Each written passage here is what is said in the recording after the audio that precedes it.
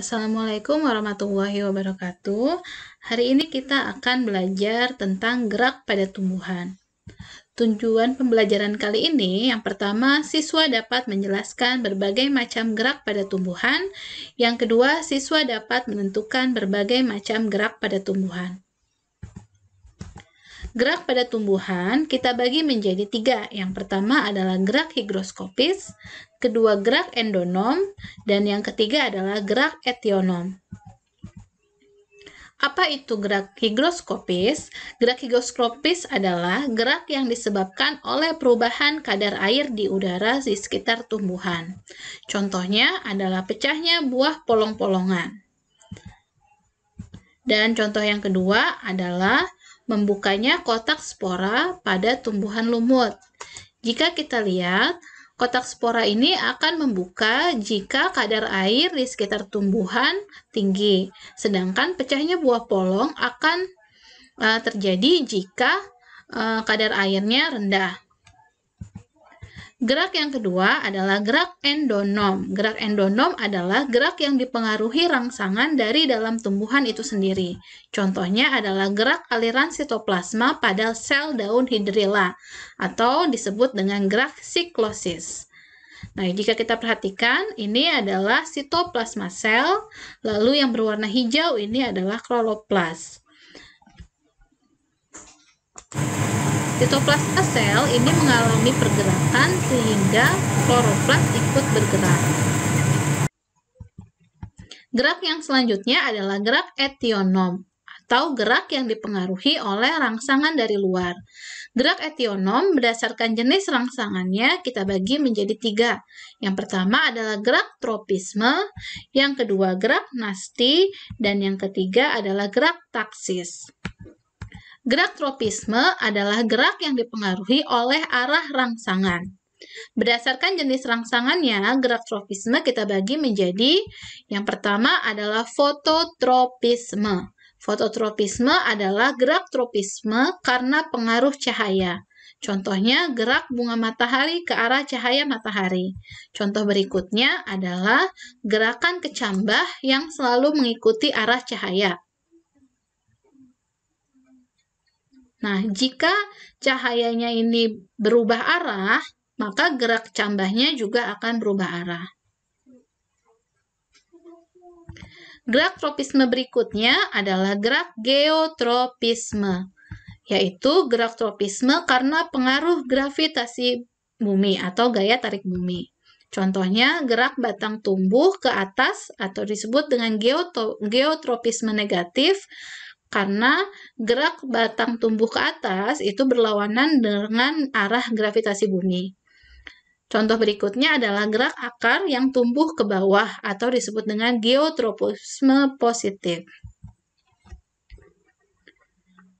Nah, jika kita lihat, akar pada tanaman ini selalu akan tumbuh ke arah bawah karena dia mengikuti arah gravitasi bumi atau disebut geotropisme positif. Sedangkan gerak batang tanaman ini akan tumbuh selalu ke arah atas karena dia melawan gravitasi bumi atau kita kenal dengan geotropisme negatif.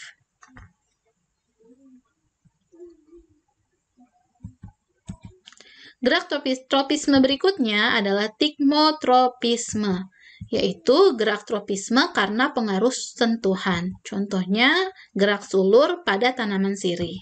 Nah, ini adalah sirih, yang hijau ini adalah sulurnya. Jadi sulurnya ini akan bergerak mengikuti arah sentuhan.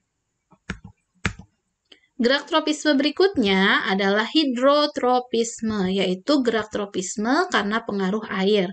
Contohnya gerak akar tanaman menuju sumber air. Gerak tropisme berikutnya adalah kemotropisme, yaitu gerak tropisme karena pengaruh zat kimia. Contohnya adalah pertumbuhan bulu serbuk sari menuju bakal buah. Gerak etionom yang kedua adalah gerak nasti, yaitu gerak yang tidak dipengaruhi oleh arah rangsangan. Yang pertama ada fotonasti, yaitu gerak nasti karena pengaruh cahaya. Contohnya mekarnya bunga mirabilis jalapa pada sore hari. Yang kedua adalah termonasti, yaitu gerak nasti karena pengaruh suhu. Contohnya adalah mekarnya bunga tulip. Gerak nasti berikutnya adalah seismonasti atau tikmonasti, yaitu gerak nasti karena pengaruh sentuhan. Contohnya menutupnya daun putri malu jika disentuh. Yang keempat, niktinasti, yaitu gerak nasti karena pengaruh gelap. Contohnya menutupnya daun lamtoro atau polong-polongan pada malam hari. Gerak etionom selanjutnya adalah gerak taksis, yaitu gerak pindah tempat tumbuhan atau bagian tumbuhan. Yang pertama ada fototaksis. Fototaksis adalah gerak taksis karena pengaruh rangsangan cahaya. Contohnya, gerak kloroplas ke arah bagian sel yang terkena cahaya. Nah, jika kita perhatikan, kloroplas yang berwarna hijau ini akan selalu bergerak ke daerah yang terang. Gerak taksis selanjutnya adalah kemotaksis, yaitu gerak taksis karena pengaruh zat kimia. Contohnya gerak gamet jantan menuju gamet betina pada tumbuhan lumut. Simpulan pembelajaran kali ini, gerak tumbuhan kita bagi menjadi 3, yaitu gerak higroskopis, gerak yang dipengaruhi oleh kadar air, contohnya adalah membukanya kotak spora pada tumbuhan lumut. Yang kedua adalah gerak endonom, gerak yang dipengaruhi oleh rangsangan dari dalam tumbuhan itu sendiri, contohnya adalah gerak sitoplasma sel. Yang ketiga adalah gerak etionom atau gerak yang dipengaruhi oleh rangsangan dari luar. Gerak etionom kita bagi menjadi 3, yaitu gerak tropisme, gerak yang dipengaruhi arah rangsangan, gerak nasti yaitu gerak yang tidak dipengaruhi arah rangsangan, dan gerak taksis adalah gerak pindah tempat seluruh atau sebagian dari tanaman. Gerak tropisme kita bagi menjadi fototropisme, yaitu gerak tropisme karena rangsangan cahaya. Contohnya adalah gerakan bunga matahari selalu ke arah matahari. Geotropisme, gerak tropisme karena rangsangan gravitasi bumi. Contohnya adalah gerak akar tumbuh ke bawah. Tikmotropisme, yaitu gerak tropisme karena rangsangan sentuhan, contohnya adalah gerak sulur.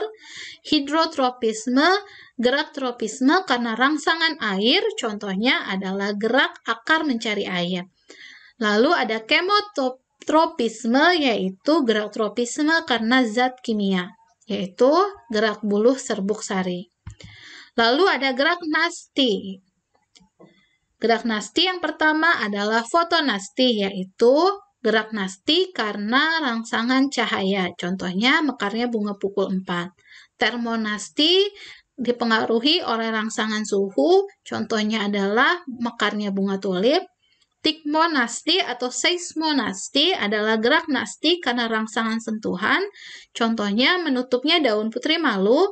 Niktinasti atau gerak nasti karena rangsangan gelap. Contohnya adalah menutupnya daun lamtoro pada malam hari. Lalu ada gerak taksis dibagi menjadi 2, yaitu fototaksis. Gerak taksis karena rangsangan cahaya. Contohnya gerak kloroplas ke bagian yang terkena cahaya. Kemotaksis, yaitu gerak taksis karena rangsangan zat kimia, contohnya adalah gerak gamet jantan pada tumbuhan lumut. Sekian pembelajaran hari ini, semoga bermanfaat. Wassalamualaikum warahmatullahi wabarakatuh.